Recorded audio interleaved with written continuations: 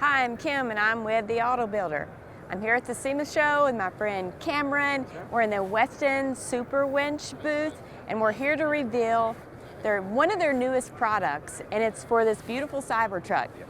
Cameron, you want to tell us about your first new product? Absolutely. So this is our Pro Series front bumper. It's a direct replacement for the factory Tesla bumper, so there's no cutting or drilling involved. So it bolts right on. This gives you permission so you can have up to a 12,000 pound winch in the front of this if you wanted to.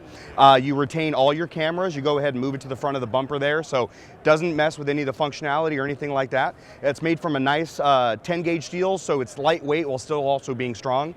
And yeah, like I said, you can outfit it with all kinds of lights. In this, we are actually doing the Code 3 lighting for the public safety look that we've got. So, what's really cool is you can customize your Tesla Cybertruck with this Westin Pro Series front bumper. For more stories like this, please visit theautobuilder.com.